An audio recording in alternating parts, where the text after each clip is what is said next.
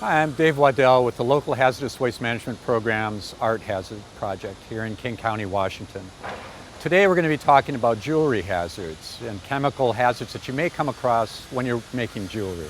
And this is brought to you by the Art Hazards Project, which is part of the local hazardous waste management program in King County, Washington. So let's start by talking about jewelry cleaners and solvents. In general, if you can find a cleaner that is dissolvable or soluble in water, that's often a less toxic choice. One of the things to look for is if it has the warning saying corrosive on it. This is something you're going to need to be really careful of. These things can cause severe burns to your hands. Often if they're heated up, you can get corrosive vapors coming off. So if you see the word hydroxide or corrosive, be very careful about using those cleaners, and maybe you can find one that doesn't have those words on it as a safer alternative. The other thing to understand is if it says degreaser on it, you may be looking at something that contains a solvent in it that's been linked to reproductive harm, whether it's cancer or birth defects or something like that. So you want to be careful with these, and sometimes it would mean something like having a ventilation system to pull vapors away if you're heating these things up in the process of degreasing. So what types of materials can you use to remove grease from metal surfaces that you're getting prepared to do your jewelry working on? Detergents are the safest option. They are water soluble, which means if it's something with iron or something like that, which is unlikely, you could see some rust from it. But in general, this is your safest choice. Just make sure that you clean the detergent off really well. Caustic or corrosive hydroxides, these are extremely hazardous to eye tissue. 10-second exposure to your eye tissue can be enough to cause blindness, and very corrosive to your skin. Severe burns that really are painful. What you should be doing when you're working with these is wearing chemical splash goggles that completely cover your eyes and are resistant to chemical corrosion. And wear chemically resistant gloves, preferably heavier duty ones. They reduce your dexterity a little bit, but they do protect your skin. And if you're working with solvents, pay attention that some of these are flammable, so you want to make sure that there's no ignition sources like a flame or something like that that's nearby. And many of these are toxic or reproductive hazards. Some of them will absorb through your skin. Others are just volatile and you'll inhale the vapors from them. If you're smelling them, and you can smell that, or your eyes are burning, then it probably means that you need some ventilation to pull those vapors away from you. So how can you figure what's inside of the materials that you want to use? So here's a compound called Attack. It's used to dissolve polyester or epoxy. How can you figure out if this is harmful to your health? Well, one of the things you can do is try to figure out what's in there. So you can write the name of the compound or the material that you purchased, and then write the letters MSDS in a Google search or a Bing search or whichever search engine you use. This is one I did for Attack Solvent, MSDS, which stands for Material Safety Data Sheet. And hit enter, and the very first thing that popped up was a material safety data sheet for something called Attack. So let's open that up.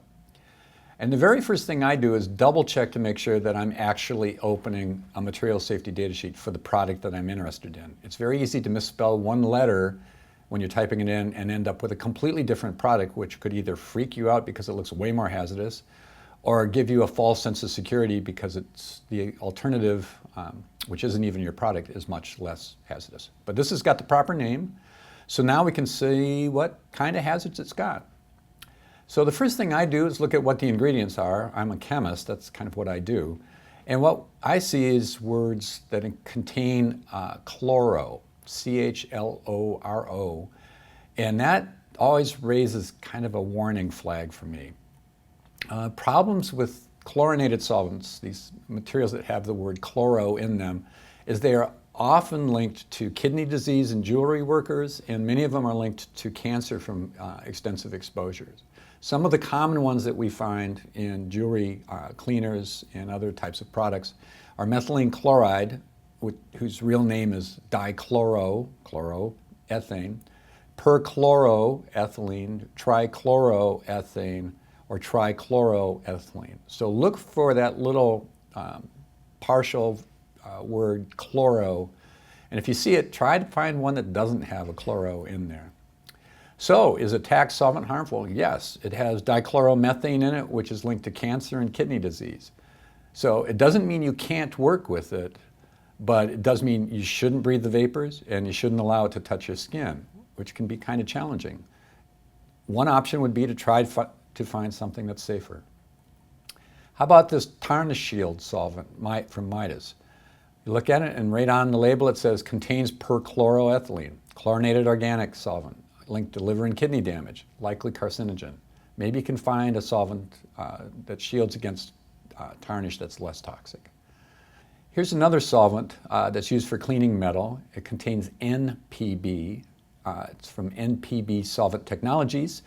It says it's eco-friendly and has excellent compatibility with all metals, which sounds like a safer alternative. I'm just always a little nervous about these things, so I'm checking up to see what else is in it.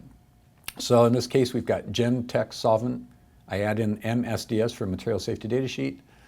And you can see the fourth one down, it says material safety data sheet, and I see Gentex cleaning solvent underneath there. So I'm going to check that one. And there it is. That's the proper product. And what I see under the composition is N-propyl bromide, which must be that NPB. And over on the workplace recommendation, I see this TWA, which stands for time-weighted average, of 10 parts per million. So that's an exposure limit. 10 is a really small number for parts per million. So I'm a little nervous about this. So I did some more homework, and it turns out that the New York Times, of all things, has published an investigation that they've done into long-term health risks from NPB. And it turns out that this stuff, while it does not cause cancer, causes horrible problems with your nervous system. Awful pain in your joints that never ever goes away. So this turns out to not be a very green chemical and one that we should watch out for. Another thing to think about when you're looking at exposure to chemicals is how you apply the chemical. And one of the things to really be careful of is using aerosols when you're using chemicals. Because if you're using an aerosol spray, what's happening is the chemicals are being dispersed very widely in really, really tiny droplets, which means there's a tremendous amount of evaporation of the solvent that's in there, which means it's very easy to breathe that stuff into your lungs. It's very, very tough to avoid inhaling solvents that are contained in aerosols. You really need to have excellent ventilation to pull all of that solvent vapor away from where you're working. This concludes our segment on jewelry, cleaners, and solvents. If you want more information, you can always go to the local hazardous waste management programs site. You can just do a search for King County Art Hazards. That will get you to our program very quickly too. And there you'll find a phone number and email address of someone who can answer any questions you've got. This is one of many YouTube segments that we've put together for jewelry hazards. Please check out the rest at your leisure.